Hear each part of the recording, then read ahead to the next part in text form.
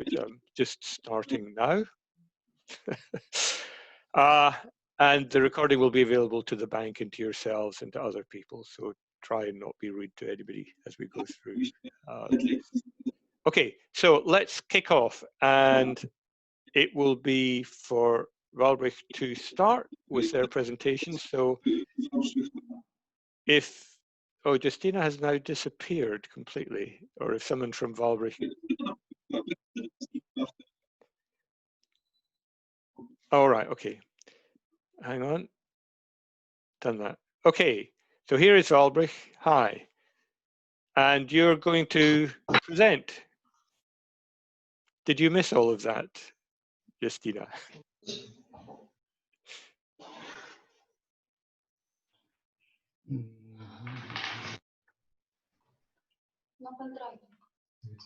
I think there's still some setting up Okay. to be finished. Sorry, folks. They seem to be discussing. Can you see us at the moment? The question from Walbrzych. Yeah, we can see you now. Yeah, you just need to share screen.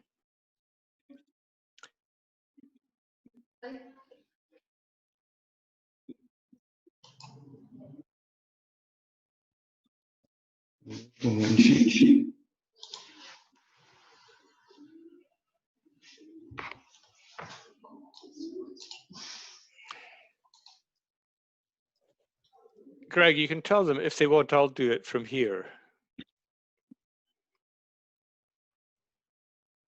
And they could just tell me when to move on. Oh, hooray. Okay, we're off.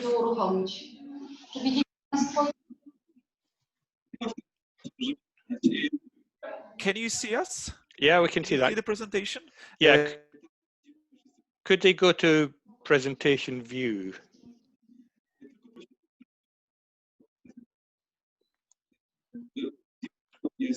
So you go to view in the top line, right in the top. No. Top, just underneath there, view. You find view. And then you go down to full screen. Yay. Okay. Wałbrzych. Nie jestem pewna, czy teraz wszystko w porządku jest, tak? Dobrze słychać? I hope you can hear me now and should be okay. Yeah. So, due to its history, Walbrzych, well, the history of Walbrzych has been tied or was tied to mining for 200 years. 30 years ago, we started moving on from that image, and mostly Walbrzych was mostly mentioned in the last 3 decades as the ugliest or dirtiest or most polluted town in Poland. The buildings were dark and dirty, covered with soot. Walbrzych was also famous for its historical center, beautiful one, however quite neglected. But we have never had an image of a green tourist city. We have been trying to change that image in the last decade, and hopefully we are getting some achievements, some success in changing the perception of the city. Now I would like to ask Mr. Michel Migus to give us a few ideas, a few words about greenery in Walbrzych and how we are starting or trying to be perceived as the cleanest or the greenest city in Poland. Do we have Michel here? Dzień Oh, dobry. we do. Hello. Witam. Już sekundę. Let me just give me a second. Can you hear me? Yeah. Chciałbym przedstawić pokrótce. I would like to briefly present campaigns that we have in Walbrzych.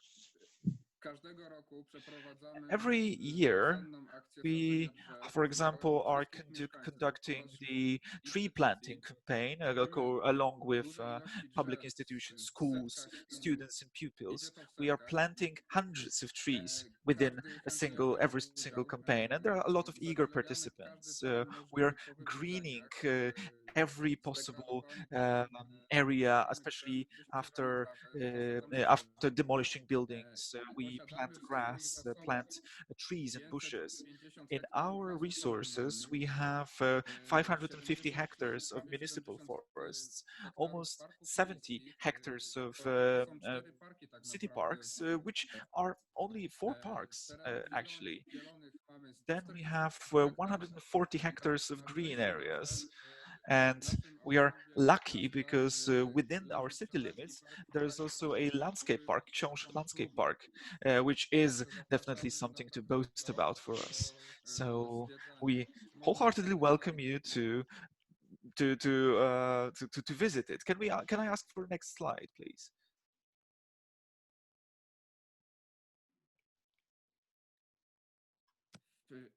Chciałbym pokrótce również So I powiedzieć would briefly like to talk about flower meadows wysiewamy od 2 lat, that we've been sowing for a couple of years. 20 000 metrów kwadratowych. 20,000 square meters have been planted so far in 2020. 10 metrów Uh, kwadratowych then utrzymamy 10,000 10 000 metrów flower kwadratowych w cuttings przeciągu 2 lat. are planted every Z tego spring. roku czekamy jeszcze, Uh, myślę, że będzie We're still waiting for data dodatkowo from this różnie, year, jeśli będą but służby, we have planted aby 4,000 zachowywały trees in 2019, and wilgotność, hopefully this will prowadzą serve as a ocieplały retention powietrze. device. Ocieplenie Of course, miasta they will also be zaczątkami favorable for roślin, insects, and ozdoby. we 10 000 uh, zielonych kwiatów wysadzamy we każdego plant roku. it for both the environment, the Posadziliśmy water w retention, tamtym and for roku the citizens. Last około year, 4000 as I drzew. said, we've planted Myślę, around że to jest 4,000 trees, bardzo dużo jak and I na think it's quite a lot Wałbrzych, for a city of that gdzie size, mamy tak naprawdę dużo zieleni i in which we have a myślę, lot że of poprawę green zmian areas. klimatycznych But of course, to further wiecie, że prevent akurat climate jest problem change and grozi. the drought No, and that is coming, as zaplanowali everyone jeszcze w says, this year 2019 we want podczas to plant even jesiennej more. akcji w zeszłym And roku wysadziliśmy we had this clean and, and green Walbrzych campaign also last autumn, and within that campaign we've planted 1,500 trees in just one day. Mam mówić, tak? Rozumiem? Should I keep on going Yes, about yes, plastic? yes. Wałbrzych przystąpił do akcji Stop Plastic. Walbrzych have joined a no plastic policy, which means that in all publicly owned companies, there are plastic-free zones that also private companies from the special economic zone can join, and other big companies. And this policy means that the usage of plastic devices, plastic equipment that is harmful for the environment was banned by Myślę, że to przyczyniło from się using by do these dużej companies. czystości And I think this miasta, contributed to poniekąd decreasing a lot of powodząc, że plastic waste in policzki nie the latają city, po ulicach showing, and we see oraz that there are no plastic powiatowych bags integracji nie ma flying over the po streets prostu and problemu just z visible czystością. everywhere. After these mass events, there is also no Proszę problem dalej. with cleaning the site. Move on. Czy mogę pana Moving on. Bogdana Stanka prosić, So żeby maybe Mr. rozpoczął Bogdan Stanek prezentację? can then talk about the next slides. May I? Hello, welcome everyone. So I'm the representative of the Mzuk company, which is the municipal waste management company. And we have started our journey, let's say, in 2015 from building new installations for accepting sorry, for waste management, both for recycling stations, collections, and the mixed stations. So we have last year we have finished building a really modern plant from for selective waste, which collects waste from all over the city. And these three projects were implemented in record-breaking time. As you can see on the screen, these plants really modern and we are making sure that the waste collection is is coming as well as possible, and of course the recycling percentage of recyclable materials is as great as possible. Besides of that, we also conducting educational activities. We really want our students already at the beginning of their path at primary schools. They have knowledge about the need of collecting and recycling waste, and uh, we want them to know how important it is in our lives in protecting the environment. And all primary schools, public primary schools, uh, this year have had classes and have had site visits in the plant. More activities were to be followed. However, due to the COVID-19 situation, we needed to interrupt the classes. Hopefully, after the holiday break, the situation will be better, and we will have permission from the ministry to uh, return to this educational campaign. So we're planning to conduct these meetings, these classes with all the groups, all the schools, and all the classes, starting from the fourth grade of primary school. And of course, this project encompasses all the primary schools in the city. So this is as far as the introduction goes. And then to give you maybe a bit more details about collecting waste in Walbrzych, um, there are 5 uh, separate containers the inhabitants can put their waste into. So there's mixed waste, which is the biggest volume of waste that is brought to our plants. Then we have selective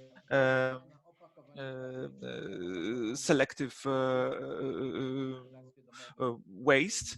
Um, so all the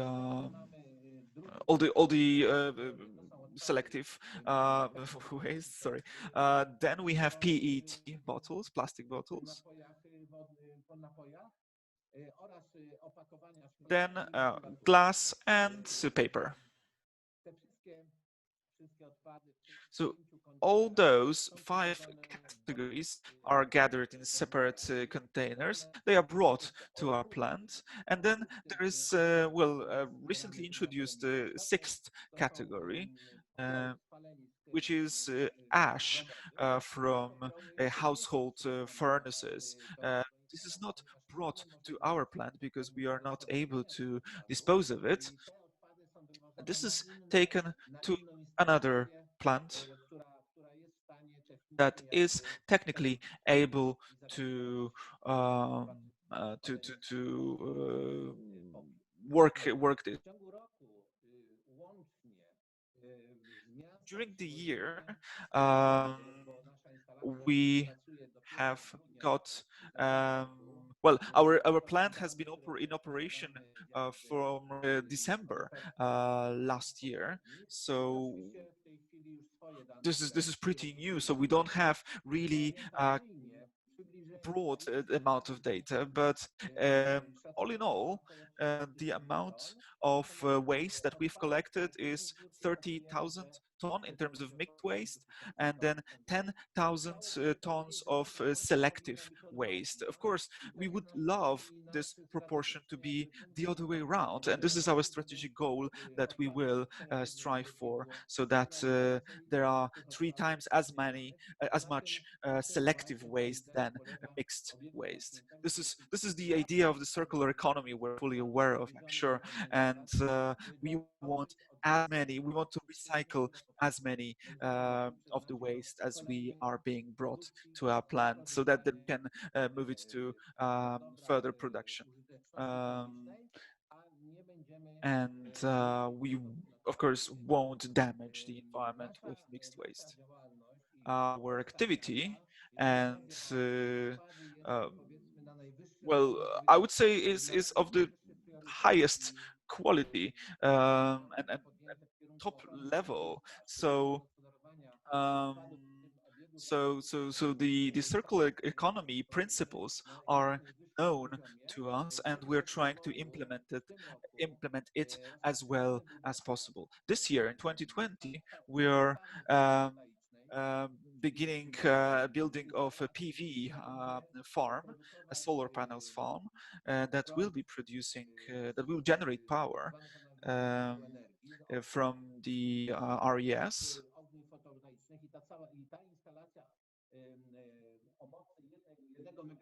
So this installation, 1 megawatt installation, will power this new installation for processing municipal wastes. We don't want to power our city with fossil fuels, for example. We want to recycle as much as possible. Okay, could he, sorry, just draw to a close? Just, I mean, I don't want to cut him off, but wrap it up a little, sorry. A couple of minutes. Okay, 2 more sentences and I'm finished and I'm done. So the next step, aside from the PV farm, is preparing the whole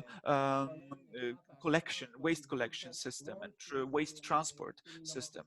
We want to combine it with our modern state-of-the-art containers that send information on an ongoing basis to our company. And we also want to engage the citizens in selectively collecting waste. We want to educate inhabitants. We want to mark the containers and let's say promote selective waste collection as much as possible, because of course we believe that this and only this and educating citizens will lead to to success. We want, of course, our final goal is the EU indication in mind: 65% of waste to be recycled. Thank you very much.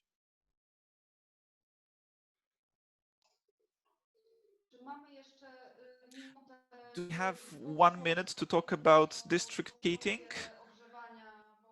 Yes, yes, do. Just, yeah, just quickly cover that. That would be great. Thank you.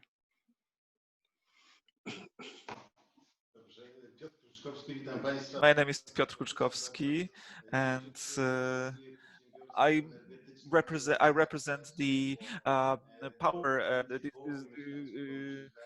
company that delivers heat to at about 50% of the inhabitants of Walbrzych. Only 50% because the only half, only some of the households are connected to district heating network. Our company is facing as a great challenge, a number of great challenges right now. We are, of course, fully aware of the fact that besides of energy and heat, we're also producing a lot of pollution. So we are striving to produce as little as possible of such pollution. Our energy and heat is based on both coal and gas, and in the next 2-3 years, so it's a very short period of time, we need to eliminate majority of coal-powered production, heat production.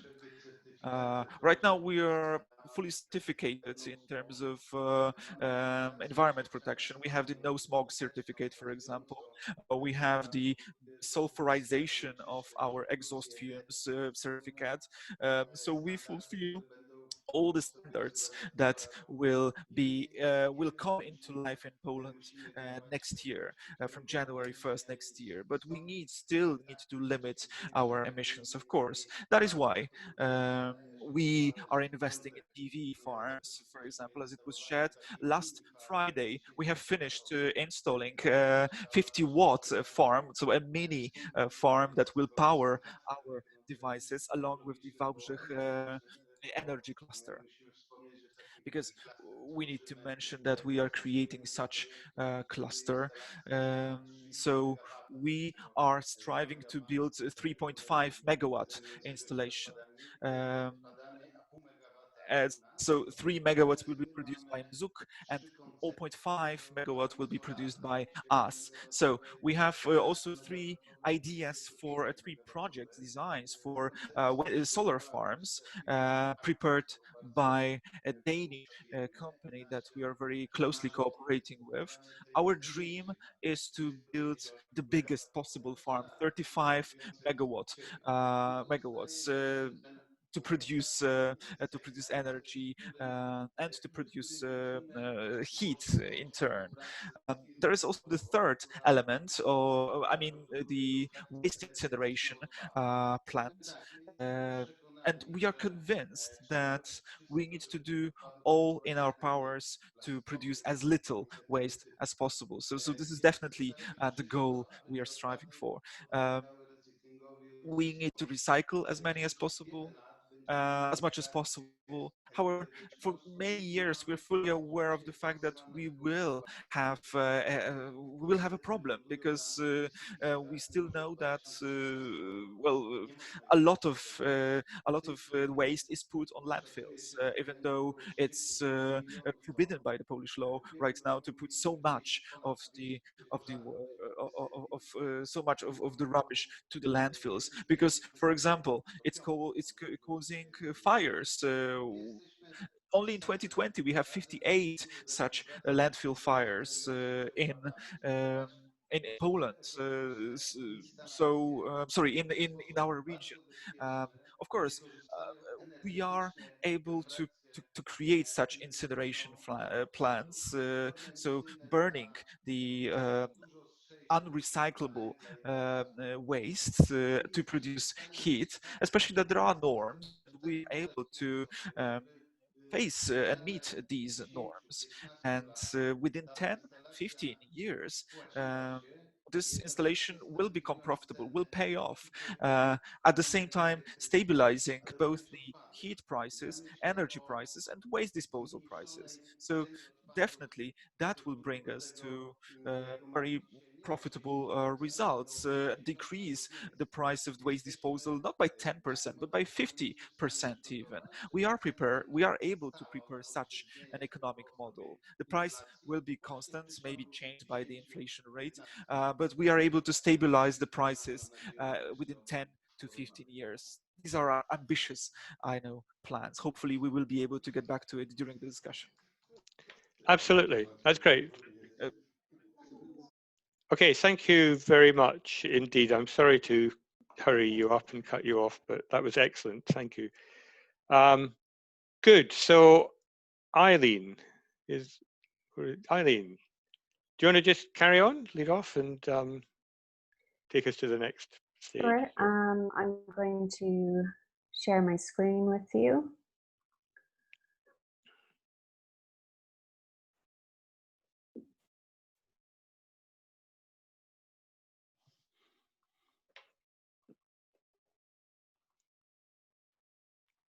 Can you all see that? Yep. Can you see my screen? Okay. Okay, so this is just a pretty short presentation. I am, as Bert mentioned, I'm supporting 10 cities within the URBACT funded Resourceful Cities project. I'm just going to give a short introduction to the project and what it's about and what we hope to achieve. So the Resourceful Cities project came about really as a result of membership in the Urban Agenda Partnership by the City of Oslo and the City of The Hague. Within that partnership, they identified a set of 12 actions, and one of those 12 actions was the development of urban resource centres as a means to promote the circular economy. So in order to implement that action, the City of Oslo and the City of The Hague came together and sought funding from the URBACT project or programme, and they were successful in their bid funding, which resulted in what we have today known as the Resourceful Cities Network. So I'm sure you're all very familiar with the circular economy, and you've alluded to some of the potential benefits of the circular economy. Sorry, I think we've lost my presentation. Have we?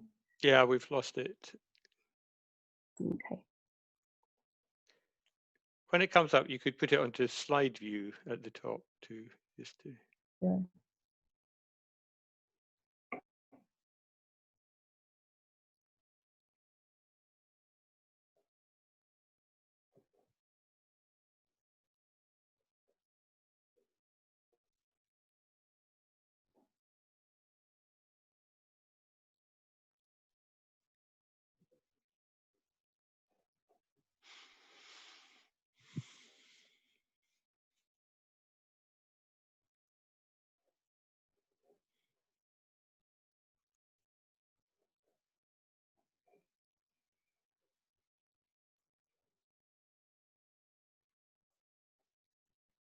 Okay.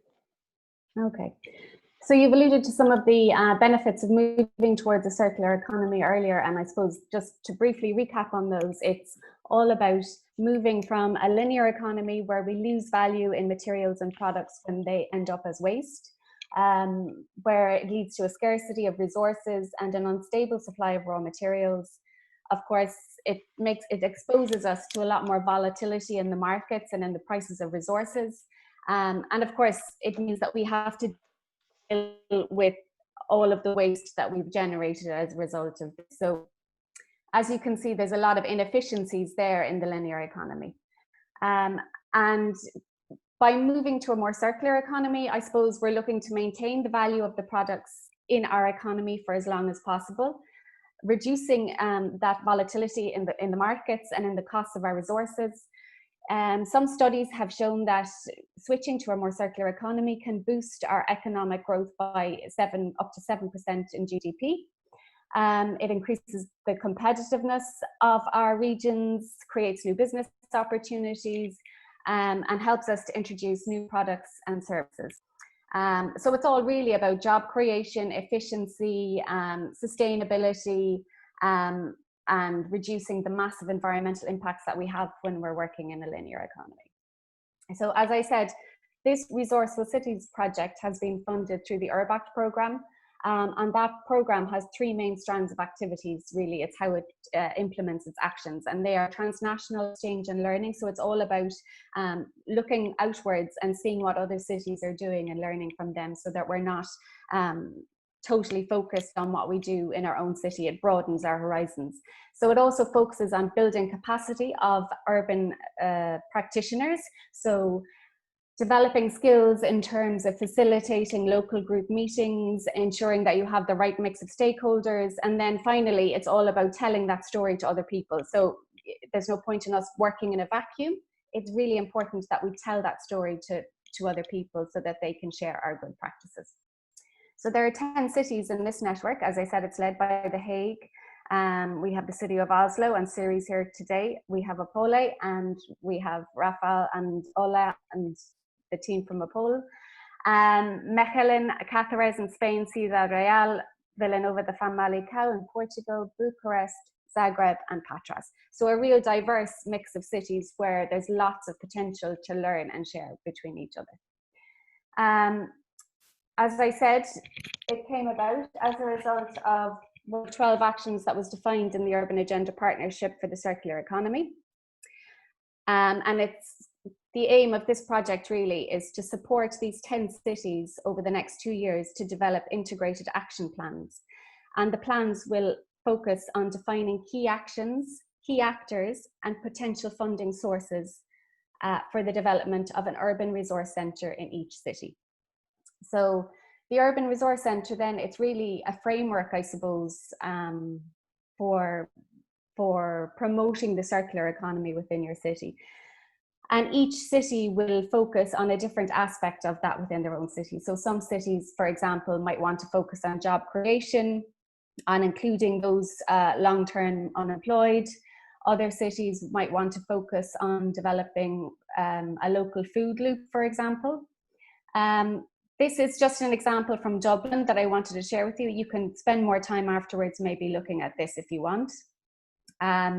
So this is an old district heating power plant, I suppose, located in a very disadvantaged area of the city of Dublin.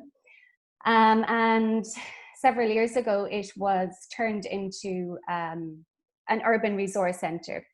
And it has been created, it's sort of like an urban living lab, because everything within this building is circular. It's been reused, recycled, and developed in according to completely holistic and sustainable principles.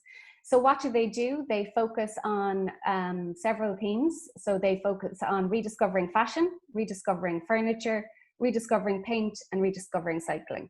So they take people from the local community, those who've been long-term unemployed, and they train them up in new ways of working. So that includes bike repair, mixing old unused paints, furniture upcycling, and fashion and textiles. So they've expanded their work now, and they also go out to various schools and businesses, training them in how to become more circular and sustainable. They do a lot of research, and they provide that research to inform policy making. So I won't go into it all because you can follow this yourself later, and we have some time restrictions. I wanted to show you also this report, which was done by Siri on her work in the Urban Agenda Partnership. And here she has surveyed or interviewed 12 different urban resource centres. So it just shows you a diversity of the types of urban resource centres that are out there, and there's plenty of food for thought, I suppose, and inspiration to be found in this document. It goes through each urban resource centre. This is Walbrzych Fabriker in Oslo, and it just shows you their structure and the different things that they do. So if we go back to my presentation, if we can, I think if I switch off my camera, this will work a little bit faster for me.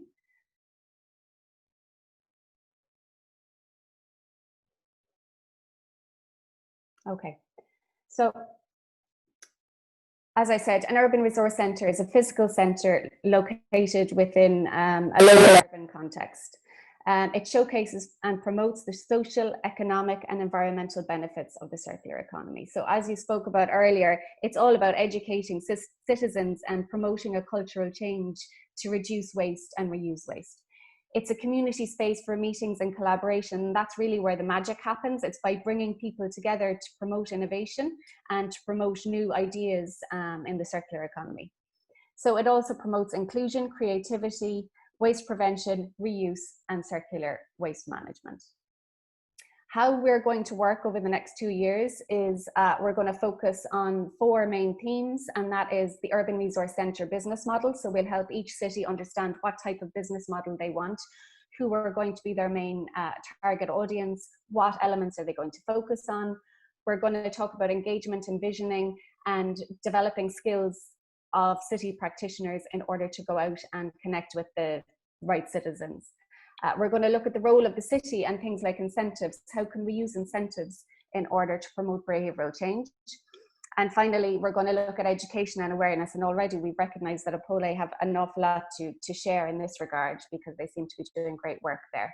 And then we have several horizontal topics that we're going to look at, such as sustainability challenges and partnerships, experimentation, learning, and supporting implementation. So each city will carry out a small scale action where they'll do some testing. It's like a very small pilot project.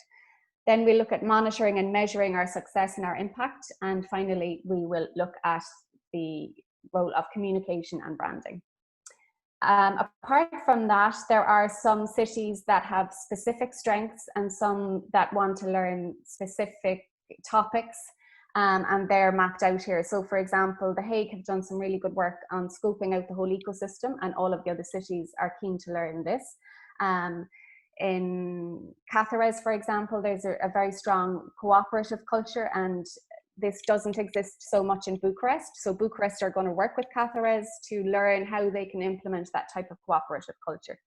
In Mechelen, sorry, could you just I'm sorry to push you, but yeah, please. No, you're fine. That's great. You can see here that you can see all that. Yeah.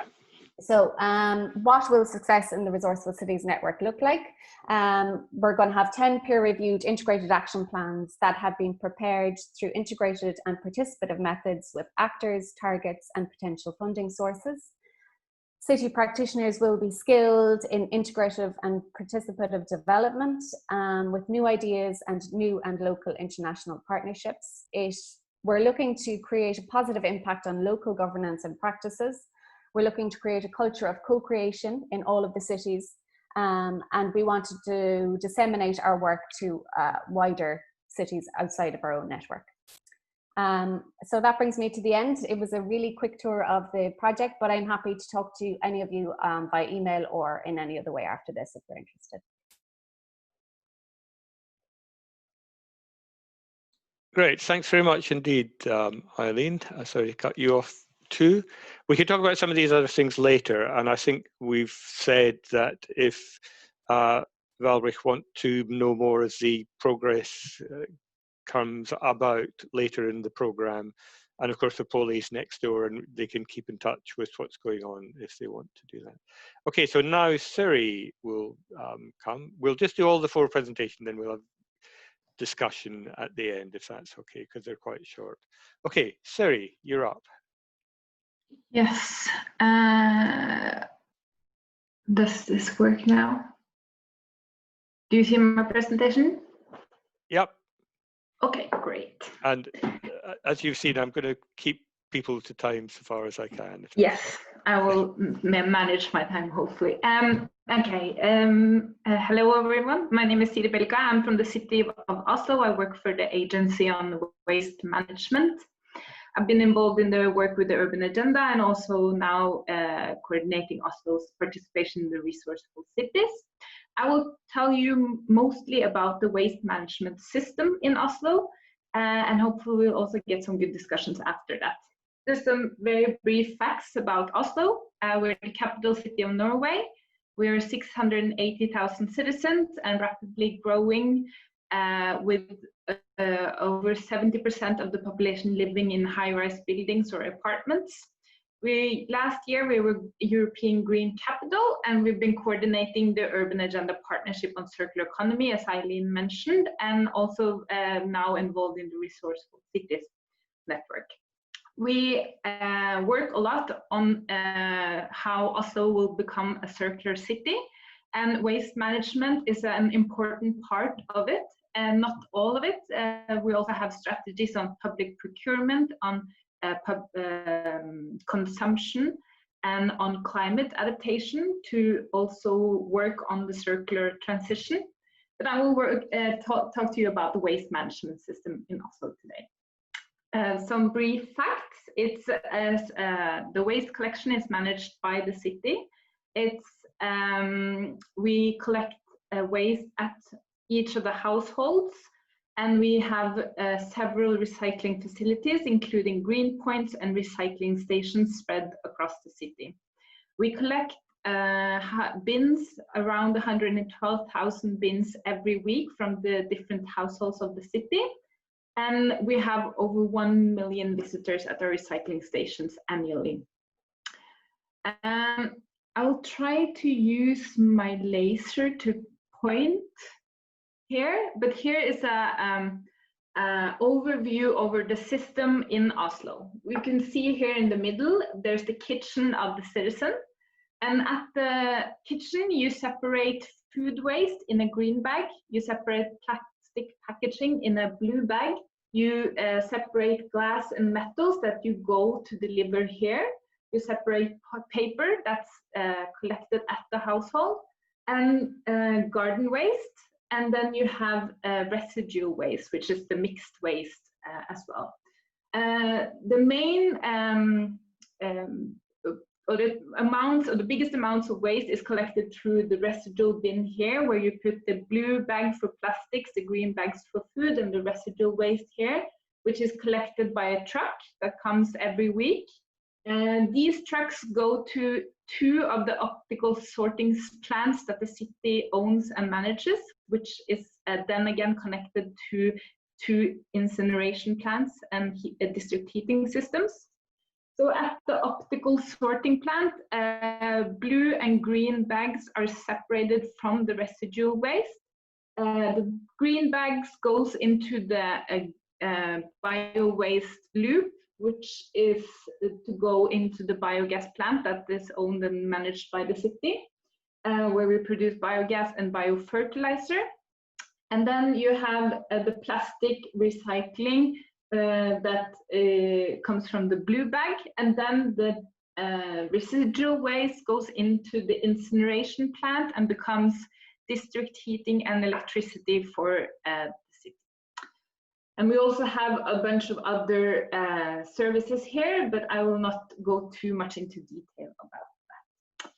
So we focus a lot in our communication with the citizens on the green and blue bag, and have one waste bin and you put everything into it and communicate about how the optical sorting system works. Still, and also one of the main focuses that we had in closing the resource loops have been on the bio-waste resource loop. The bio-waste in Oslo comes from garden waste and food waste. The garden waste we either collect at home or the citizens bring them to our recycling station and is turned into compost, which we again sell as soil products back to the citizens that is used for different agricultural and garden activities in the city. And then you have food waste, which goes to the biogas plant, where we produce biogas for about 150 public transport buses in the city, and all of the waste trucks are run on biogas. And then we also produce biofertilizers that is then again sold to farmers in the Oslo region that use it as a fertilizer for their agriculture productivity, which again is turned into food, which is then consumed by the citizens again, which we think is a good example of a circular resource. A little bit about the numbers from Oslo.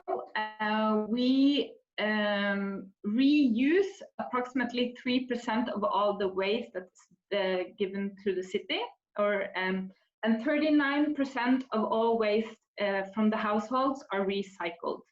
55% of what is not recycled or reused goes to energy recovery, while we still have 3% of the waste that has to be landfilled for some reason that it cannot be treated in the other processes. So that's some of the statistics. And then we work a lot on communicating that we need to reduce the amount of residual waste and mixed waste, because we don't want too much waste into the incineration plant, because this leads to a lot of CO2 emissions, specifically from the fossil-based products that the citizens discard. So we want to work on reducing the residual waste bag, and we do annual analysis of what the citizens don't separate at home. Every year we do picking analysis, finding out what do they throw into the bag that they should have sorted otherwhere. And we see that 36% of what ends up in the residual waste bag is actually food waste that should be separated into the green bag. And in total, we see that almost just 26% of what is in the residual waste bag is actual residual waste. 75% almost of the rest of the bag's content should have been recycled as something else and separated at home, which means that we have a lot of work to do with the knowledge and awareness about the different systems that we have for recycling waste in the household. So to train our citizens and work with them to educate them on waste management, we have an educational center, much like what you also have in Walbrzych and Opela, an educational center that all fourth graders in Oslo has to visit to learn about waste management. And we also do guided tours and open days where we invite all of the citizens to come to our optical sorting plant to visit our waste management plan to learn about how this works in practice. So that's part of that system. And then bulky waste and a lot of the waste that you cannot throw at home, you have to bring to recycling stations. So we operate 4 large-scale recycling stations that are located in different areas of the city. And here people have to bring their waste themselves by car, and they separate in different containers, and we also have separate services for reusable goods. But what we also know is that a lot of the citizens in Oslo do not own a car. So Oslo is working to become a car-free city center, which means that a lot of the population in the city don't have access to cars. So in this regard, we have to develop services that also is closer to the citizens, that are accessible by foot and bike and not only cars. So we have 10 smaller, what we call mini recycling stations. They're very small scale spaces that people can bring the waste that they can carry with them and to sort there and take things that are reusable to leave for others. And people can also come to collect reusable goods for free from these mini recycling stations. And this is related to what we are working on, the Resourceful Cities Network, because we want to use these types of spaces to collaborate and work with the local community on how we can encourage more reuse, more also waste prevention, and get into partnerships and use it as a social platform to get to know the needs of our citizens as well.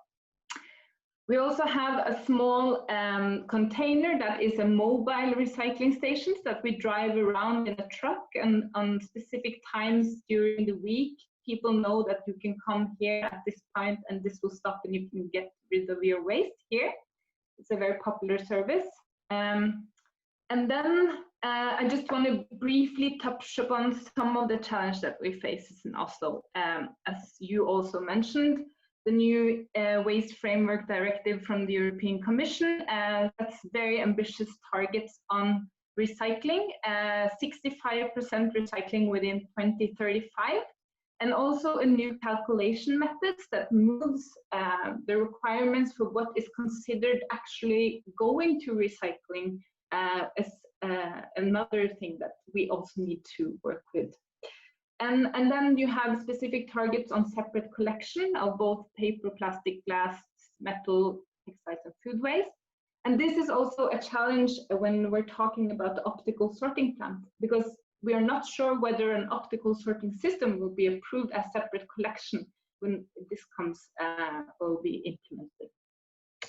And some of the things that we also have worked on within the city is that the city of Oslo has a new climate strategy that says that we will be zero or close to zero emission city in 2030 already, and a new target saying that within 2030 Oslo will have a waste management system that will not emit any CO2 gases.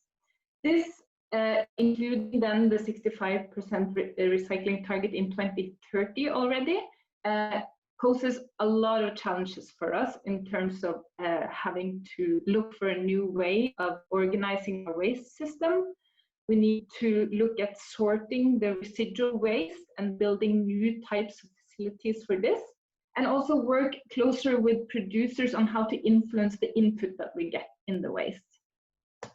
So then I want to just leave you with a question that I think that we all think a lot about, is how do we get the citizens on board, and how do we get them to also help us separate the waste so that we can recycle these types of waste fractions.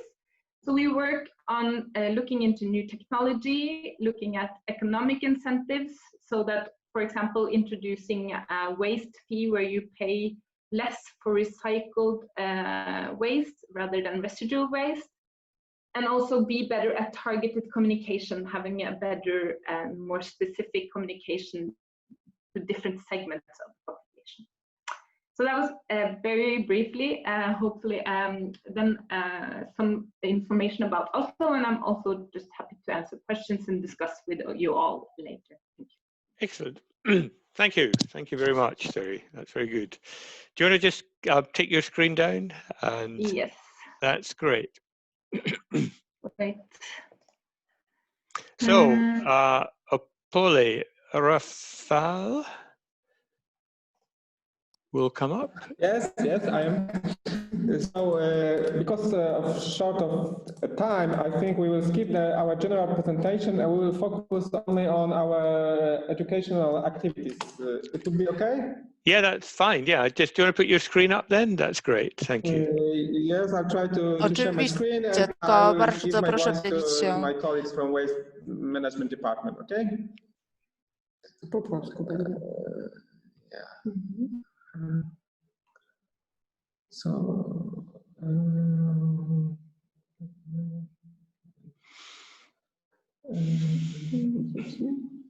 can you see our screen now? Yep. Yeah, okay. So, okay. And my colleagues will speak Polish, so. Dzień dobry wszystkim. Polskim, mojego dziadka będzie mówiła w języku polskim. Good morning, I work in waste management in Opole and I deal with education mainly.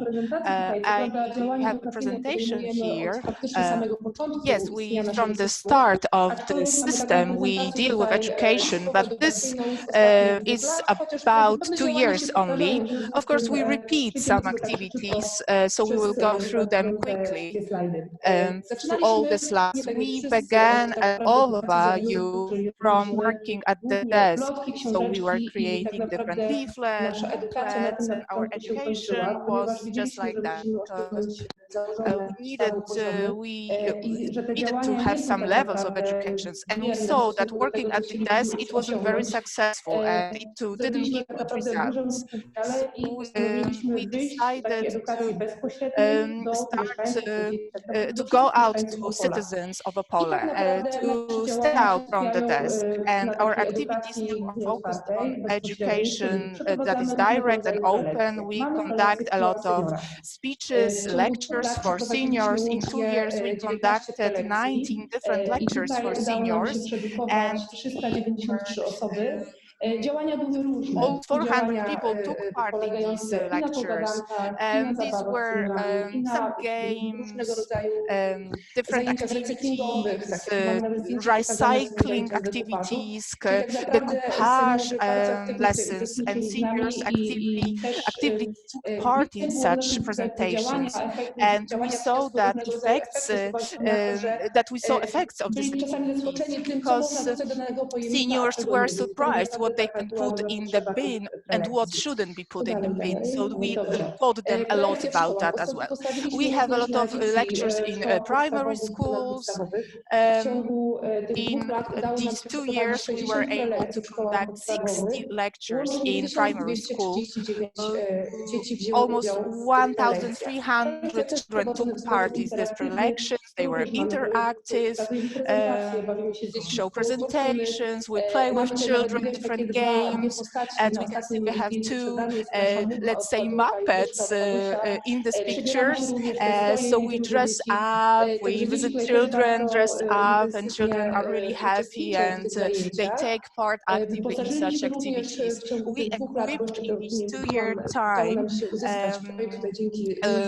we were successful because we opened a big educational project.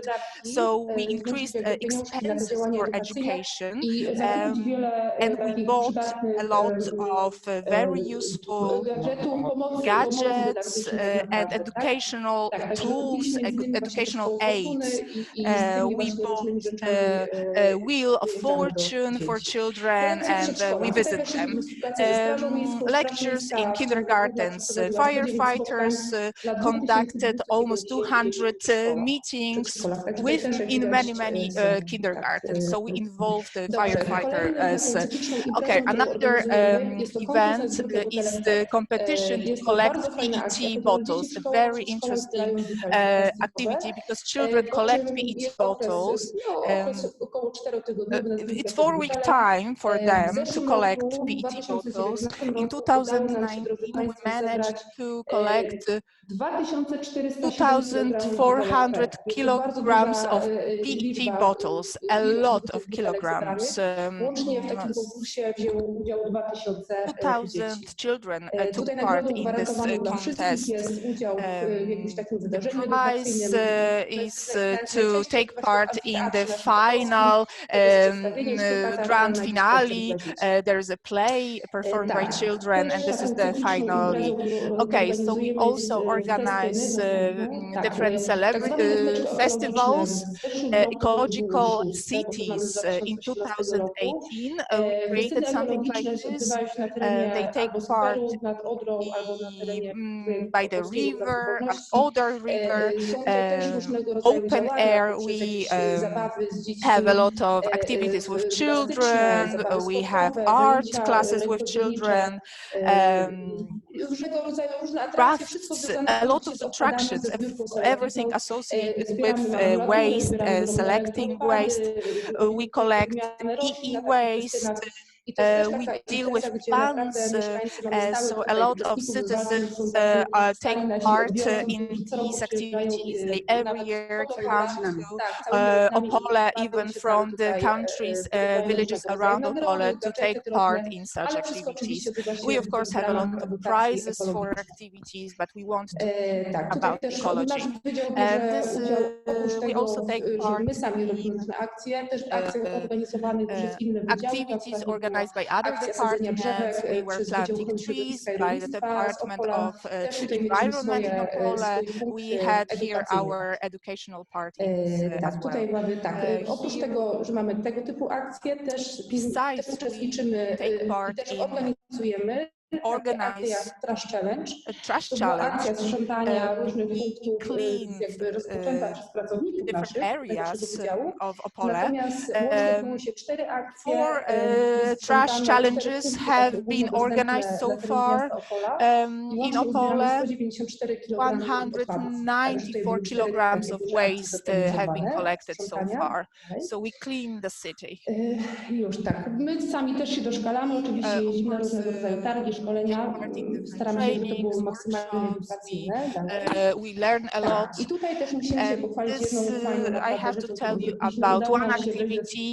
We were able to have a cooperation with Municipal Teacher Training Center, and we opened there a great room, waste room, which looks like home a bit. It's like a flat.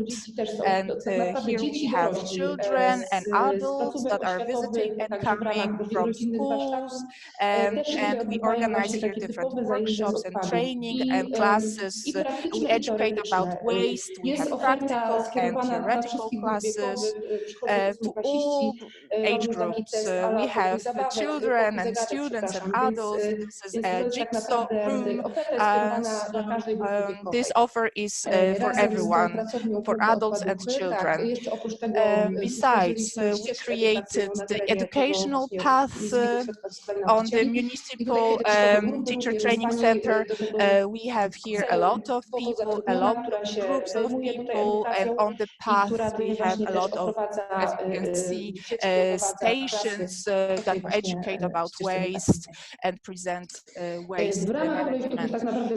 As part of the project, we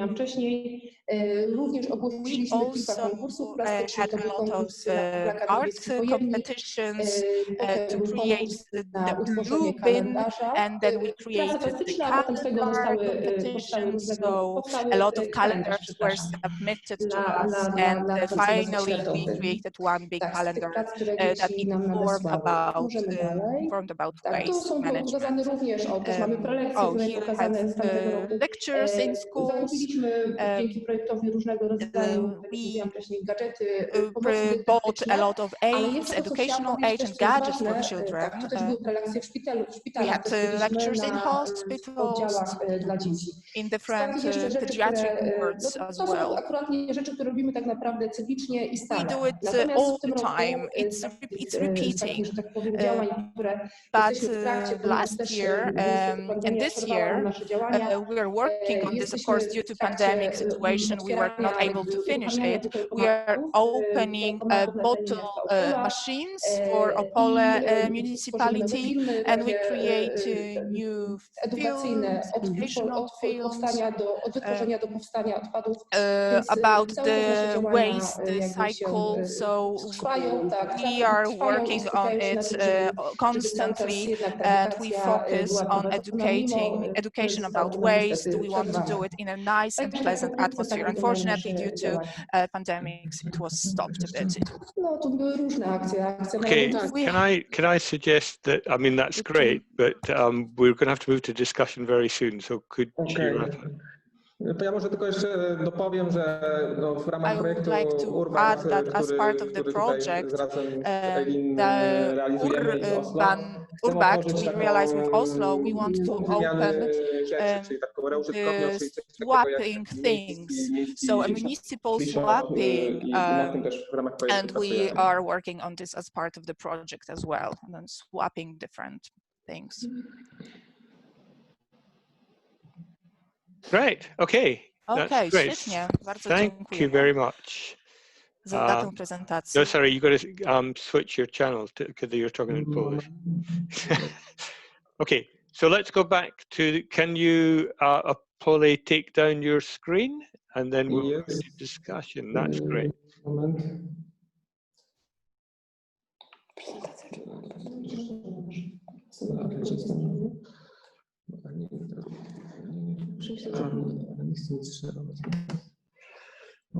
All right, I've done it.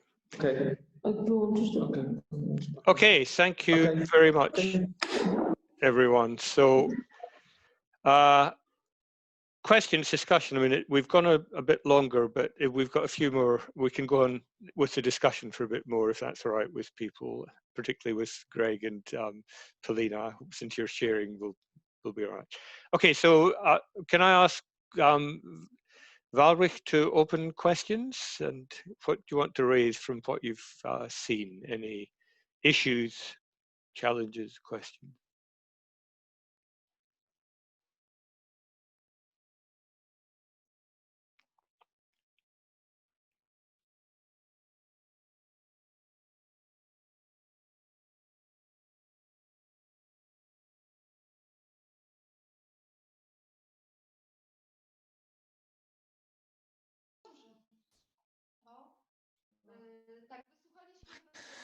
Yes, so thank you for all the presentations. Thank you for all the advanced materials you've sent us. I'm pretty sure that the chairman of MZUK, the Municipal Waste Management Company, will find most of the, let's say, ties with the presented and questions and comments with the presented ideas. So yes, thank you very much for these interesting presentations, especially the Oslo presentation. That was really, really impressive for me, and the whole waste management system you've created. I have to say that you devoted the whole area, the whole structure, the whole, sorry, let's say supply chain of waste production process, from of this management process, from its production through its processing, sorting, and to analyzing also the residual waste so thoroughly, and then of course including the incineration plan, something that we were thinking about. So it's a very comprehensive system, and this is something that we would like to strive for, and this is our aim for sure. This is the model that we would like to implement here in our city. So I really, really liked the logics behind it, the construction of the system from direct transport of the separate transport of separate waste to the respective waste processing venues or places. So it is definitely a very well thought system, and an example worth following or copying. So definitely we would be interested in using your advice, your guidelines in implementing a similar system in Walbrzych, especially if we want Walbrzych to keep developing its waste management procedures. These elements that are certain elements that you've presented related to circular economy, this would be definitely worth and possible to be copied in Walbrzych. So we would definitely be able to benefit greatly from such cooperations. That's it in terms of my comments about Oslo. Again, one more time, thank you very much for the impressive presentation and about the impressive solutions. So hopefully we will be able to boast such advanced system soon. Just want to say thank you for that comment, and then feel free to ask whatever questions or follow up on mail if there's specific areas you want to learn more about.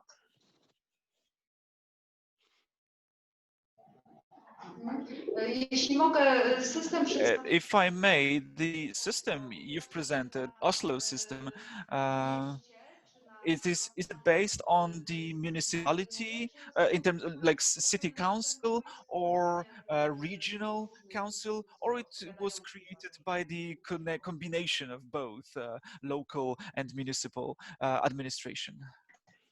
The agency for waste management is directly organized under the city council and the mayor in the city. So we have our own deputy mayor on environment and transport that is in charge of the waste management. And until well, in 2017, the city took in the collection and the ownership of all of the cars and the waste collection trucks in addition to the waste management facilities. So now the city kind of controls both the collection and the sorting and some of the processing of the food, the wastes in Oslo. So it's not a regional organization, because Oslo is in Norway, we are considered a county and a city, and so we are fully in charge of whatever is within the municipality's border. But we also collaborate with the other municipalities around us, but it's not a shared system.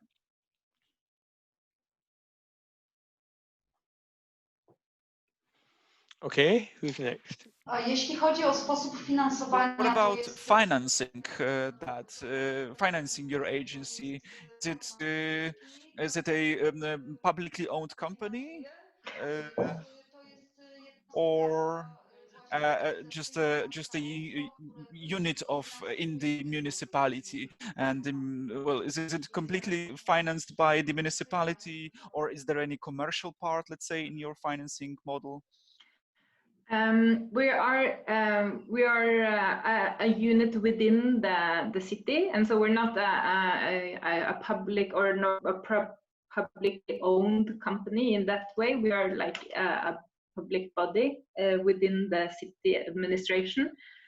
We finance the waste management system through the waste fee, and that is regulated by Norwegian law, that we are not allowed to finance the waste management system from the city's budgets, but it has to be covered by the waste fee that is paid by the citizens. So this means that we cover it by charging an annual fee of around, I think it's around 100 euros approximately per capita, and then annually, and then that covers the costs, and then we have some, of course, investments that we write off, but it's it's not by law, we are not allowed to finance it through the central city's budgets. And this means that some of the income that we have, for example, we sell the paper that we collect because it's a fraction that is a positive value from that income we take into our budget again, and then we are either then allowed to reduce the waste fee or invest in other types of more expensive services. So that's how we finance the system.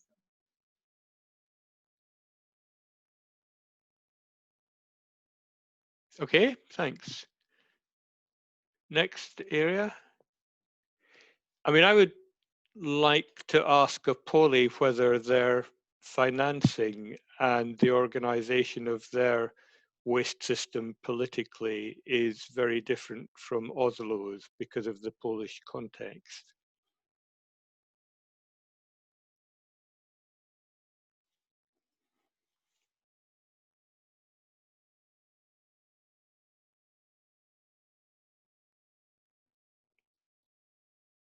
Someone?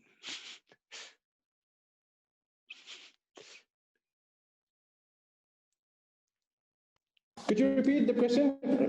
Yeah, I just wanted to know whether the Siri has described Oslo and the financial and political context. So I just wondered if very briefly you could say that the waste management organization in your city in Poland is very different. I don't want particular details. It's not very different from Oslo because we finance our system from the citizens' fee, yeah, just like in Oslo. And but we have a company who is responsible for collecting waste from the citizens, and it's our public company, and some of the issues are owned and installations are owned by private company, and we cooperate with them. So we have one public company and also a commercial private company who is responsible for collecting, for example. So we don't own, for example, cars to collect waste. That's the private companies. Okay, thank you. So other issues from Walbrzych? I'm particularly interested in the citizen engagement question and what you made of that, but anything else, this is your meeting, so ask questions.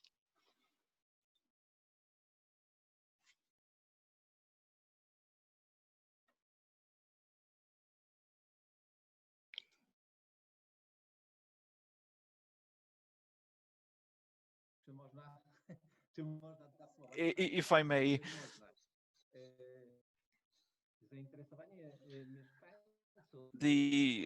getting citizens interested is easier and easier with every year in terms of selective collection, waste collection, especially in encouraging people to use the recycling stations that we have in the city. There are 2 such stations. This year, there is like 3-fold, so 3 times as many inhabitants used this station compared to the last year. So it's happening. Partially, it's due to the compulsory the compulsory it's due to the COVID-19 situation, so people may be using every opportunity to go out from their homes, or maybe just spend more time at home and do more renovation, more cleaning. So maybe this is due to COVID-19, partly at least, but still I think that our engagement, the engagement of our citizens, inhabitants, is greater with every year. And again, I would like to comment on Oslo and their activities and the mobile station you showed us. This idea, I think, would particularly work for us as well.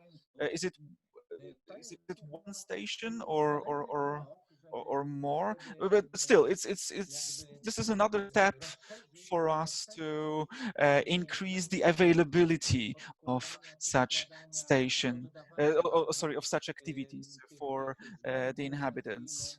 Um, Especially in terms of these, for example, high bulk waste that is always difficult to get rid of, to dispose of. We have considered that at some point in our city, but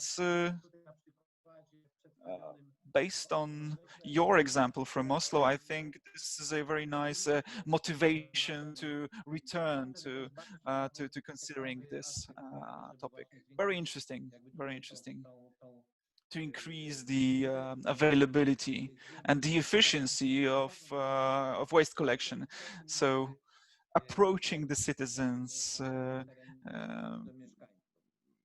even more than we do. That's my remark, let's say, in terms of citizen or inhabitants engagement. And definitely my idea how to follow this up in our city. Thank you. Great, thank you very much. Eileen, did you want to come in? Yeah, I was just saying, I thought it was really interesting to see the greening activities underway in work. And I think they could also be used as a method to promote more citizen engagement. I mean, everyone loves a green space, so there's opportunity there that maybe you could take some ideas from a play in terms of community events and activities. But I had a question, and maybe I missed it in the presentation. Are you undertaking any composting project at the moment? If you remember in Oslo's presentation, they talked about using part of the food waste for composting. Is that happening there at the moment? And if not, maybe it's an opportunity, you know?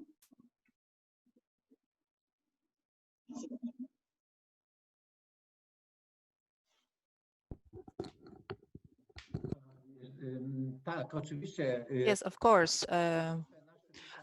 Our activities or plans for the future are going into the direction to use the waste, the bio-waste.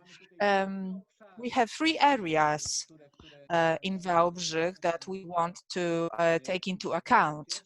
The first one is to use the waste will take place when we will recultivate, recuperate close in the last year landfill close to us on Beethoven Street.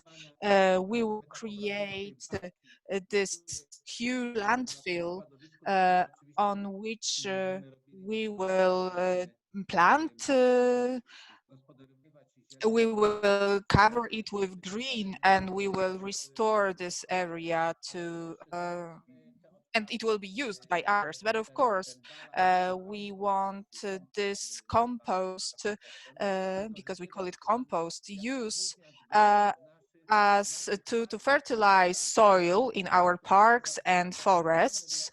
Great areas of parks and forests, a lot of hectares. So we will fertilize soil in such places because the drought that has been present for 3-4 years results in very serious consequences, as for example dry trees,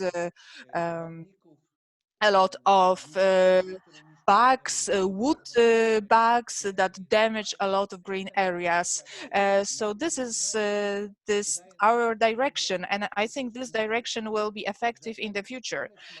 So yeah, we have an idea. The waste we will try to prepare the waste to fertilize the soil. Of course, we need to have special technologies, but we are prepared to implement the technology. We've been practicing with our employees on how to implement everything and how to do it correctly. We're of course a young company, so we are constantly learning, and we've been dealing with waste for only a couple of years. So I think that the first we want to set good examples, and it will be beneficial for the Walbrzych city. Thank you. Okay, thanks very much. Siri, you wanted to come in. Yeah, I wanted to comment on the landfill project that Walbrzych is taking on, that we just recently now ended our, I think, 10-year project to close the latest landfill in Oslo. And so now we've last week opened it as a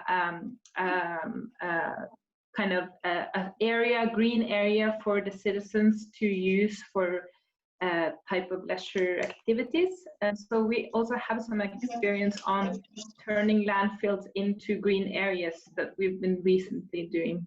And also I just wanted to make sure that I comment on your mobile recycling facilities, that we have 2 mobile recycling containers that drive, one on the east side of the city and one on the west side of the city, and they cover that area in like set periods of times. But then it's a very popular service, and I agree with you, it's a very kind of effective way of reaching a broader segment of the citizens.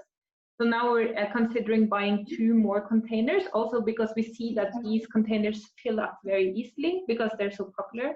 So it also comes with kind of some logistical challenges, but it's a very good experience that we have with these types of mobile recycling stations. Okay, thank you. Magic from the Institute. Do you want to come in? You had a question you were raising.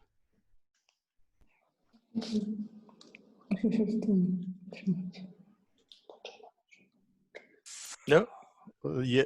Nie wiem, po polsku będę mówił. Yeah. Polish, because I don't know how to switch channels. Only a small remark. I think a lot has been said about the technological solutions. I would like to highlight some example from Opole that the values, the soft activities are very important, and they are important. We need to look at them because today, especially today, they are very important, and they can be even more effective than spending a lot of money on technology.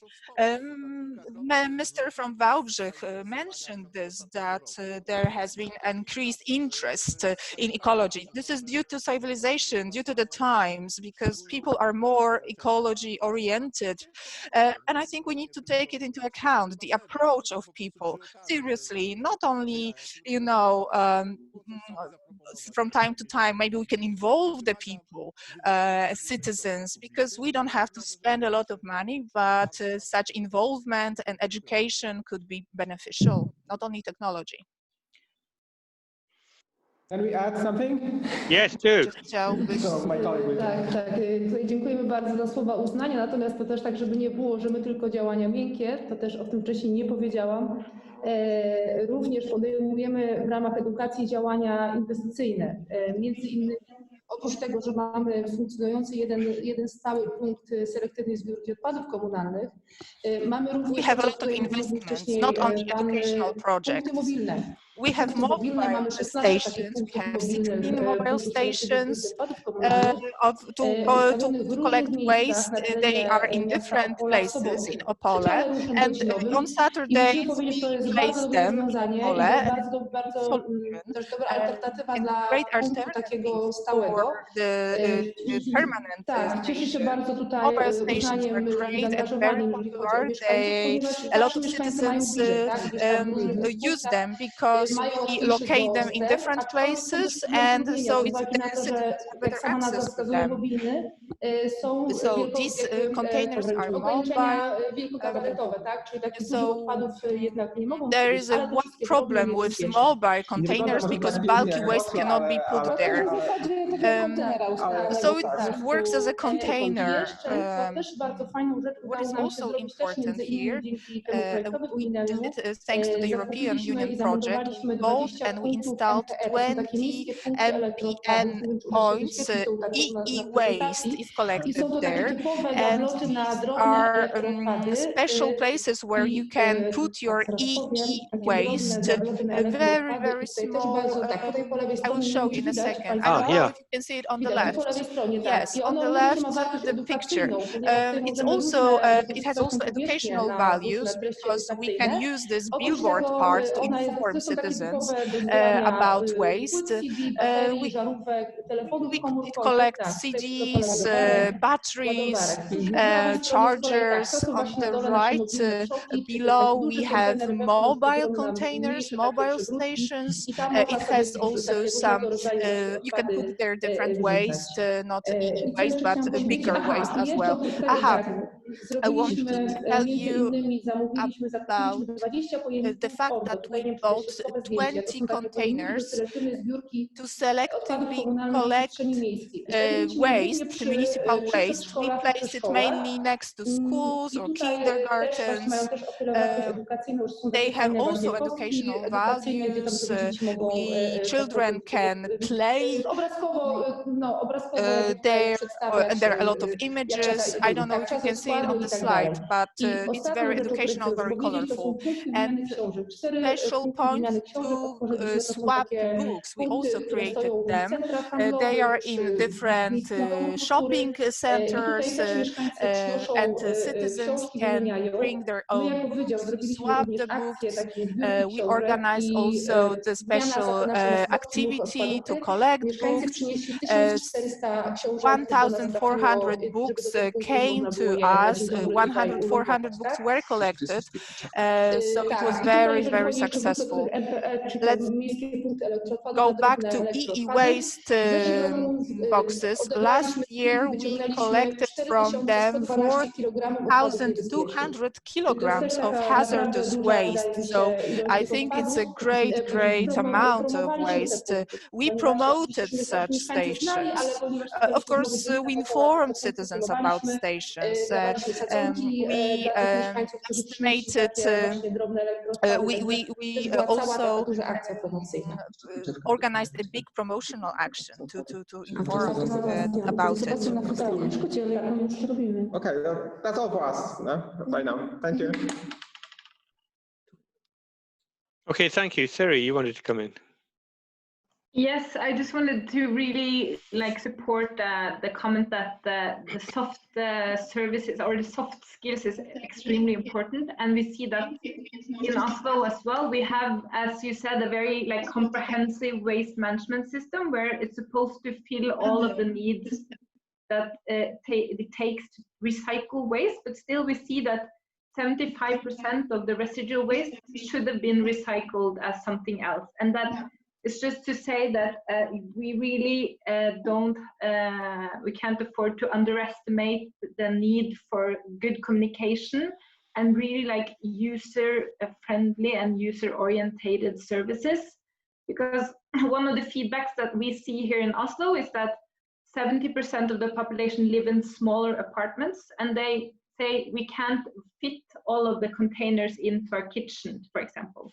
And if this is a challenge that actually makes the citizens down prioritize recycling, then our systems won't help us because we don't have any kind of robot that's in the kitchen aiding them to recycle. We actually need to have services that are designed so it's as easy as possible, and they really, really understand why it is important that they recycle the waste. So I just wanted to, because that's what we see here is our big, we recycle approximately 39% of the waste, and it's a big portion. 55% goes to energy recovery, which is not ideal at all. And so that gap is mainly because the citizens don't understand the full potential of the recycling system that we have. So yeah, just a comment on that. Okay, thank you. So we're running over a bit. We can go on for 5 minutes or more. Anyone want to raise another type of question, another question?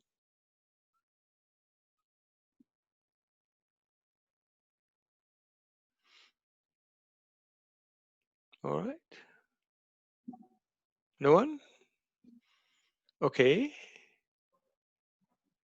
How about can I you? just make one suggestion, Bert? Yes, of course. I'm going back to the composting issues, and within our network, a lot of the cities are doing just very small community composting projects, you know, like pilot projects, just starting them out, seeing how they go. So we'll be collecting a series of good practices throughout the next 2 years and documenting them in really easy to read formats. So I'd be happy to share them with you once we have some things collected on those ideas, or in fact anything else. But our website will be updated over the next 2 years, so we do hopefully expect to have a lot of good material to share. Just to say, keep your eye out on it, and we'll be happy to give you more information on any particular aspect that you might want. But thanks to everyone today. I think the presentations were great, and I was very happy to be involved. So thanks, Bert. Okay. All right, so let's wrap up. Thank you very much indeed. Oh, someone's coming in? No? Okay, thanks very much for everyone for their presentations and discussion. I will be circulating all the contacts to you so that you can keep in touch.